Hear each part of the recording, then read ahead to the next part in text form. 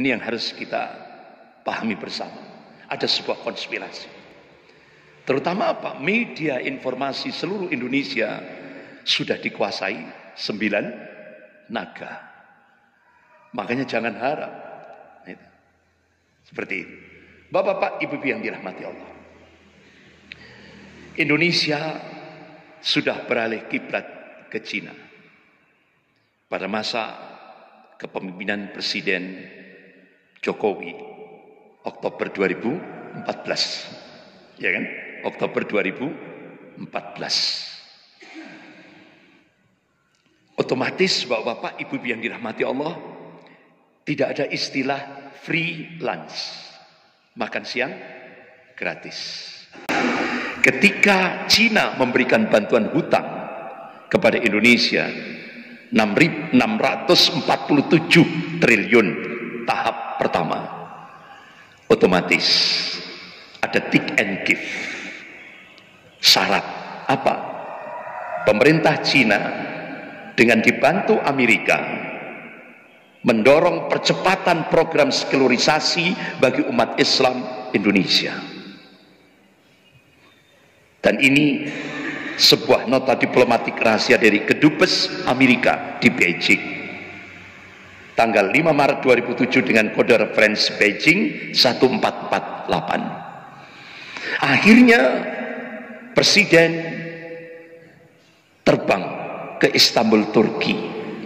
Ziarah di makamnya Mustafa Kemal Atatürk. Ini. Jadi kalau Presiden Jokowi ziarah ke makamnya Mustafa Kemal Atatürk, sementara Thayyip Erdogan ziarah di makamnya Muhammad Al-Fatih. Beda kan Pak? Jadi Erdogan beliau ziarah ke makamnya Muhammad Al-Fatih, kemudian langsung launching Hagia Sophia 24 Juli resmi digunakan sholat Jum'ah, dan itu benar-benar menggelegar seluruh dunia. Ya kan? Menggelegar seluruh dunia. Jargonnya apa? Dari Hagia Sophia ke Masjidil Aqsa. Makanya Pak, khotibnya tongkatnya bukan tongkat apa? Pedang. Ya kan? Tongkatnya pedang. Ini simbol penaklukan setelah Hagia Sophia, Masjidil Aqsa. Itu bapak-bapak, ibu-ibu yang dirahmati Allah. Ada pesan tersirat. Khatibnya pakai pedang loh Pak. Ini bapak-bapak, ibu-ibu yang dirahmati Allah. Nah, Presiden Jokowi ziarah ke Mustafa Kemal Atatürk. Untuk apa? Ittiba, mutaba'ah, ngikuti jejak Mustafa Kemal Atatürk untuk diterapkan di Indonesia. Kira-kira berhasil nggak? Berhasil apa enggak? Artinya dilaksanakan enggak kira-kira? Dilaksanakan. Tapi tolok ukur keberhasilan nanti, tunggu tanggal mainnya nanti, iya kan? Nah ini. Akhirnya resmi. Itu 2016 di Istana Negara, Presiden, Menteri Dalam Negeri, Mensesnek, Mensekap mengumumkan penghapusan 3.147 perda syariah di seluruh Indonesia pasca ziarah di makam Mustafa Kemal Atatürk. Resmi 3.147 perda syariah seluruh Indonesia hapus. Kemudian Mendagri waktu itu pertama kali diangkat akan menghapus kolom agama. Kemudian akan menghapus perda jilbab di Aceh. Apa yang terjadi? Seluruh tokoh-tokoh ulama se-Aceh Raya pejabat-pejabat pemerintah se-Aceh Raya, mulai dari bupati, wali kota, sampai gubernur, bersama memberikan statement, lebih baik kami mati atau dipenjara daripada syariah Islam hengkang dari bumi Aceh Darussalam. Wahnya Mendagri nggak sido, Pak. Mau menghapus perda jilbab, tidak jadi. Nah itu. Jadi bapak-bapak, ibu yang dirahmati Allah, pemerintahan sekuler ini sudah dilaksanakan, sudah diaplikasikan oleh pemerintah. Jadi sekulerisme itu secara umum dapat didefinisikan sebagai pemisahan agama dari kehidupan publik. Dalam konteks pemerintahan, sekulerisme bermakna tidak diterimanya argumentasi agama sebagai landasan hidup bernegara, fasluddin anid daulah, dan ditolaknya aturan agama sebagai landasan aturan hukum positif. Makanya Bude langsung mengangkat rektor Universitas UIN, mana UIN Sunan Kalijogo, Yogyakarta, ya kan, langsung diangkat sebagai ketua Badan Pembinaan Ideologi Pancasila. Langsung itu Profesor Yudian Wahyudi itu mencium tangannya Bude itu dengan khusyuknya, padahal beliau ini paham syar'i, paham syariat, itu haram hukumnya, itu bukan mahramnya kan, tapi dicium dengan khusyuknya. Ini rektor kampus Islam ternama. Apa setelah dilantik dia umumkan agama menjadi musuh terbesar Pancasila. Logikanya apa, Pak? Sekarang agama musuh terbesar negara. Ini ditolaknya agama, aturan agama sebagai landasan aturan hukum positif. Nah sekarang kira-kira bahkan sampai pidato, presiden pidato di depan pimpinan perguruan tinggi se-Indonesia di Bali hari Selasa 25 September 2017. Bukan PKI, tapi radikalisme agama yang mengancam Pancasila. Jadi presiden pidato yang mengancam Pancasila itu bukan PKI, bukan komunis, tapi agama. Coba, ini di depan pimpinan perguruan tinggi seluruh Indonesia di Bali. Bahkan ada proyek adu domba mahasiswa, seminar di Bali. Tujuannya apa?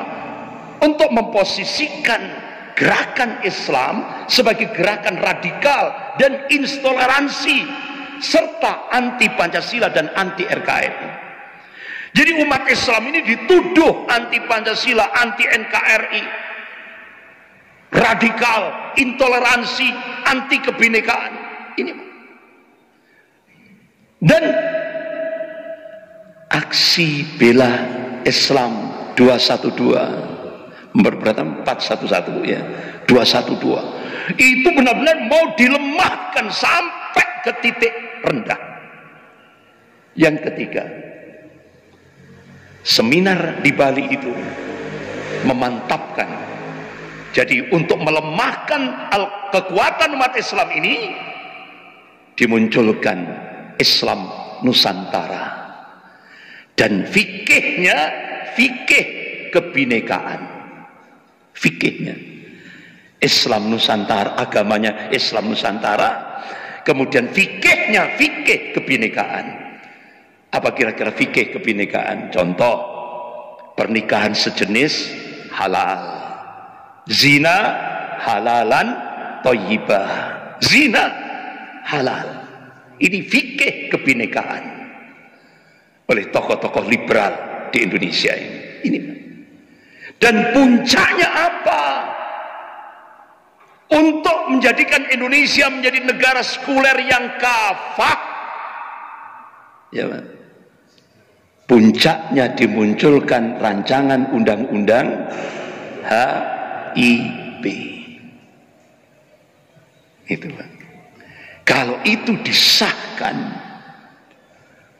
Otomatis Pak, persis sama dengan launching ana rabbukumul a'la, persis. Akhirnya wa makaru wa makarallah wallahu khairul makirin. Mereka membuat makar sampai bahasanya Profesor Din Samsudin istidrat ini Pak ya, ini pemerintahan sekarang ini istidrat ini sama Allah, di istidrat, dilulu dengan kezalimannya ini. Jadi akhirnya apa yang terjadi? Majelis Ulama Indonesia Pusat ini di luar dugaan Pak, karena mereka sudah men-setting ketua majelis ulamanya ditarik, dan ketika diminta untuk mundur tidak mau kan. Ini sudah disetting supaya nanti untuk menjadi Indonesia menjadi sekuler yang kafah. Ini kan sudah kepalanya kan sudah dikurung sudah Pak. Tidak tahunya di tubuh Majelis Ulama Indonesia Pusat itu ada Ketua Dewan Pertimbangan Profesor Din Samsudin, sekjennya Pak Dr. Anwar Abbas dari Muhammadiyah, ya kan? Termasuk juga bagian luar negeri Kiai Haji Muhyiddin, ya kan? Ini dua-duanya dari Muhammadiyah, sekjennya dari Muhammadiyah. Itu akhirnya dengan ditopang oleh seluruh majelis ulama se-Indonesia mengeluarkan maklumat tolak RUU HIP, sampai akhirnya ya ini Pak, apa bahasa Jawa itu ndablek itu Pak, sudah ditolak. Akhirnya seluruh umat Islam dari Sabang sampai Merauke melakukan penolakan. Masih Pak, begitu RUU HIP masuk ke pemerintah, dari pemerintah dikembalikan lagi ke DPR, cuma diganti RUU PIP, HIP diganti PIP.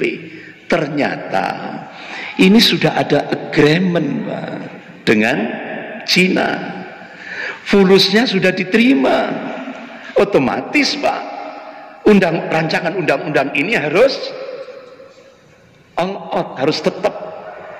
Nah ini akhirnya Majelis Ulama Indonesia Pusat mengeluarkan fatwa apa Pak? Masyirah Kubroh. Majelis Ulama akan menggerakkan Masyirah Kubroh dan akan mengangkat seorang panglima dengan jargon iskariman au mutsyahidan. Allahu Akbar. Ini. Jadi bapak-bapak, ibu yang dirahmati Allah, contoh Indonesia sekarang ini, Indonesia menjadi negara sekuler. Pak, Bu, kalau Indonesia menjadi negara sekuler yang kafah, kira-kira logikanya apa Pak?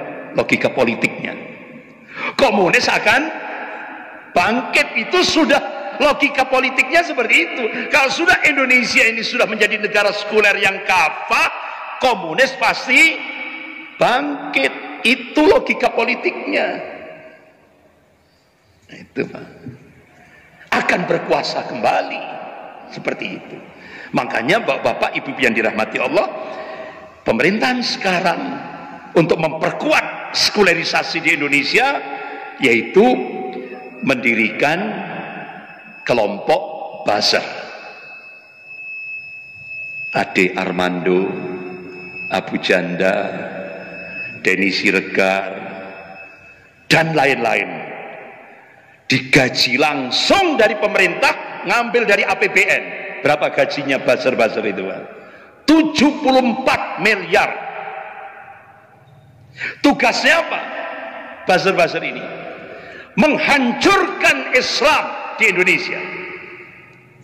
Makanya Ade Armando contoh Pak. Ade Armando ini orang Minang loh Pak, dosen Universitas Indonesia UI, Muslim,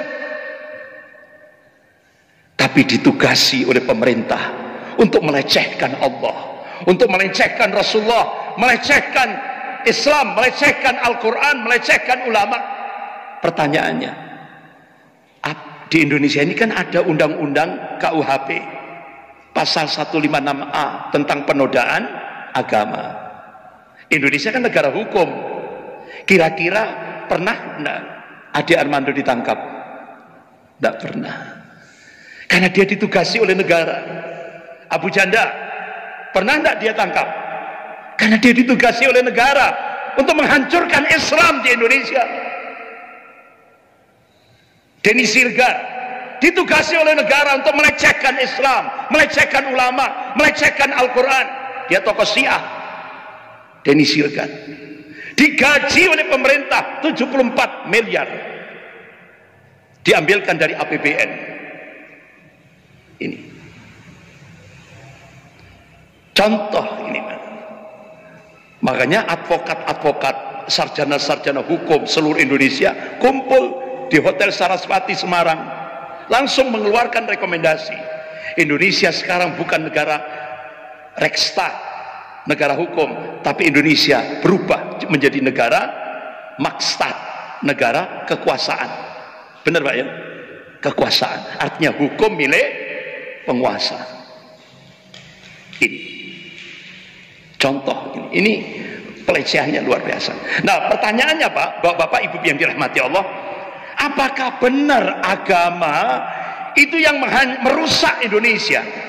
Apakah benar statement agama itu yang membahayakan Indonesia, yang membahayakan Pancasila? Benar enggak kira-kira Pak? Benar enggak? Ternyata Pak, yang menghancurkan Indonesia sekarang, yang sekarang ini sudah masuk resesi. Resesi ekonomi di Indonesia sekarang sejak 5 Agustus kemarin. Berapa Pak?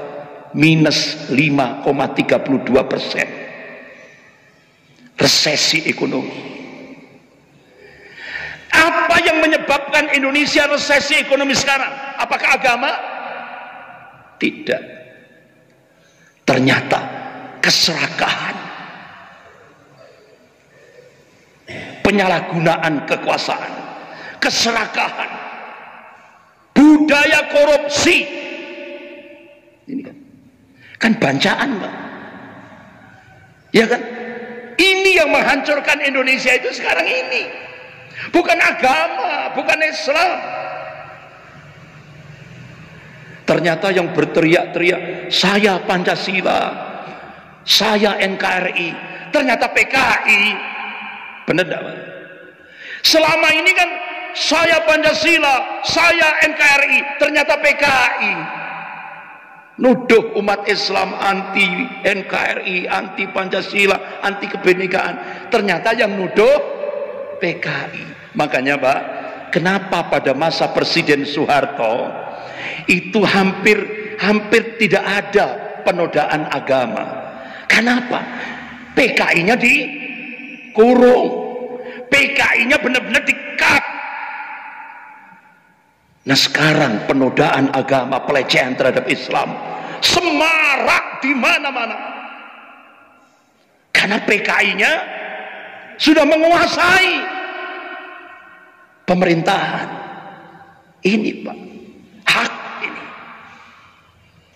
Yang ngomong itu bukan saya Pak, mantan Panglima TNI Jenderal Purnawirawan Gatot Nurmantio, tanggal 6 Juli 2019. Beliau memberikan statement, saya tidak provokasi, tapi feeling saya, kata beliau, Pancasila mau diganti dengan ideologi komunis. Benar apa salah? Benar ternyata. Nah bapak-bapak, ibu-ibu yang dirahmati Allah, nah sekarang ya Allah, pakar politik dunia, pakar strategi perang dunia, Peter Warren dan August Cole, dalam sebuah novel fiksi ilmiah. Kalau fiksi ilmiah itu fakta, bukan fiktif. Ghost Fleet memprediksi 2030 Indonesia akan berubah, bukan lagi ada NKRI, tapi Indonesia akan berubah jadi Indo-Cina. Kedaulatan sudah milik Cina. Bapak-bapak, ibu-ibu, akibat apa mafia Taipan dan komunis Cina?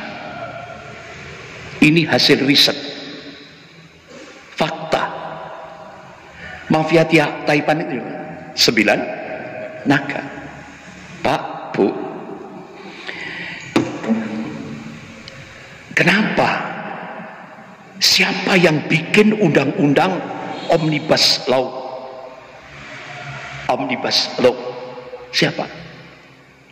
Mafia Taipan. Sedangkan sekarang percaturan ekonomi dunia sudah tidak lagi mengikuti ideologis yang itu diterapkan oleh 9 naga mafia Taipan ini. Begitu undang-undang Omnibus Law yang sebenarnya ini akan menjadi istilahnya pengaman Indonesia, ditolak oleh Bank Dunia. Makanya Pak, ini terjadi resesi di Indonesia sejak 5 Agustus ini. Ini Pak. Jadi ternyata pemerintah ini yang men-setting mafia Taipan. Kita baru tahu. Ternyata yang mengendalikan pemerintahan ini mafia Taipan. Ya Allah. Nah sekarang kita menakar kesiagaan kira-kira, ya Pak ya. Nah saya sempat Pak, ketika diundang di Asrama Haji Pondok Gede Jakarta, waktu itu ketua MPR-nya Pak Zulkifli Hasan, beliau ngomong 74% tanah se-Indonesia ini sudah milik Cina. 74% seluruh tanah seluruh Indonesia ini sudah milik Cina. Itu loh. Pribumi cuma 26%. 85% aset ekonomi nasional sudah dikuasai Cina. Jadi secara politik kita sudah tidak bisa berbuat apa-apa, kata Pak Zulkifli Hasan. Tapi Masya Allah, di akhir ucapan beliau mengatakan kita masih punya Allah. Masya Allah. Akhirnya ulama-ulama di Asrama Haji Pondok Gede Jakarta bangkit. Kita masih punya Allah. Nah, bapak-bapak, ibu-ibu yang dirahmati Allah, benar enggak mafia Taipan itu? Kalau tadi kan dari sisi ekonomi, dari sisi akidah. Nah sekarang ternyata Pak, pintu kedaulatan Indonesia yang akan dijebol lewat proyek reklamasi dan proyek Mikarta, alhamdulillah berhasil digagalkan. Ya ini insya Allah pasca gerakan 411 dan 212, alhamdulillah ada implikasi Pak, ada dampak. Peristiwa 411, 212 itu dampaknya ada. Inilah. Dan alhamdulillah umat Islam konsisten di bawah komando ulama. Ini kesiagaan umat Islam sudah muncul. Dan kesiagaan yang kedua, kasus RUU HIP tetap dalam komando ulama. Masya Allah Pak, ini wujud kesiagaan umat Islam untuk menyelamatkan negara ini. Akhirnya pintu kedaulatan Indonesia yang mau dijebol lewat proyek reklamasi dan proyek Mikarta berhasil digagalkan oleh Gubernur Anies Baswedan. Dan ini inspirasi dari 411 dan 212 ini. Yang kedua Pak, ini yang sekarang menjadi PR. Apa? Pasca Indonesia dibantu tahap pertama 647 triliun, bahkan sudah disiapkan ribuan triliun lagi. Wakil Perdana Menteri Cina Liu Yangdong setelah menghadap Presiden Jokowi hari Rabu 27 Mei 2015 menuju ke auditorium FISIP Universitas Indonesia. Di depan akademisi dan mahasiswa, beliau menyampaikan konsekuensi Cina memberikan bantuan hutang di Indonesia 647 triliun, konsekuensinya 10 juta rakyat Cina daratan 2020, target 10 juta sudah harus masuk ke Indonesia. Media kan sudah dikuasai 9 naga, yang diekspos 100, 150, 500 orang, ya kan? Tapi duta besar Cina untuk Jakarta, duta besar Cina untuk Indonesia di Jakarta memberikan konvensi pers. Tiap tahun rakyat Cina daratan yang masuk di Indonesia 2 juta. Genap 2020 10 juta. Pak, Bu, percaya media atau percaya dubes? Ya, kita percaya dubes. Dubes Cina untuk Indonesia 10 juta. Makanya Pak, utusan-utusan dari Mabes Angkatan Darat mendatangi pondok-pondok pesantren. Alhamdulillah termasuk pondok pesantren kami yang di Karangploso didatangi dari utusan dari Mabes TNI Angkatan Darat. Apa pesannya? Ustadz, TNI aktif 500.000, tentara merah yang ada di Indonesia 10 juta. TNI butuh kekuatan umat Islam. Makanya kenapa statement terakhir mantan Panglima TNI Jenderal Purnawian Gatot Nurmantio, benteng terakhir NKRI umat Islam. Itu. Ada seorang jenderal menyatakan, insya Allah ke depan, kalau dulu pasca 65 ABRI dan umat Islam bersatu melawan common enemy komunis, insya Allah ke depan TNI dan umat Islam akan bersatu melawan musuh bersama komunis dan Syiah Rafidhah. Nah, teknisnya gimana Pak? Memang Pak, kalau nanti benar-benar terjadi di Indonesia, walaupun umat Islam cuma 20%, insya Allah TNI akan take over. Karena TNI bukan alat penguasa, tapi TNI adalah alat negara. Gitu. Makanya Pak, ini yang ditunggu ini 7 wilayah ditunggu. Tapi nggak usah saya perpanjang. Ini off the record. Off the record. Ini strategis. Gitu Pak. Bapak-bapak, ibu-ibu yang dirahmati Allah. Penutup, ini sebagai karena waktunya terbatas. Allah berfirman dalam surah Al-Fat ayat 22 sampai 23. A'udzubillahi minasyaitonir rajim. Walau qatalakumul ladzina kafaru lawlam adbar thumma la yajidun waliya wala nasyira sunnatullahi allati qad khalat min qabl wa lan tajida sunnati tabdila. Sekiranya orang-orang kafir itu memerangi umat Islam, Allah tegaskan, pasti orang-orang kafir itu akan kalah. Mereka tidak akan mendapatkan perlindungan dan penolong dari Allah. Pasti loh ini Pak. Allah yang meninggikan langit tanpa tiang ini kabar dari Allah yang pasti. Sekarang saya tanya, ketika orang-orang kafir Belanda menjajah Indonesia, Belanda menang atau kalah? Kalah. Ketika Jepang menjajah Indonesia, Jepang kalah atau menang? Kalah. Nah, ketika imperialisme Amerika mencengkram Indonesia, Amerika kalah apa menang? Kalah. Begitu juga nanti ketika imperialisme Cina mencengkram Indonesia, pasti Cina akan kalah. Ini Allah sendiri loh.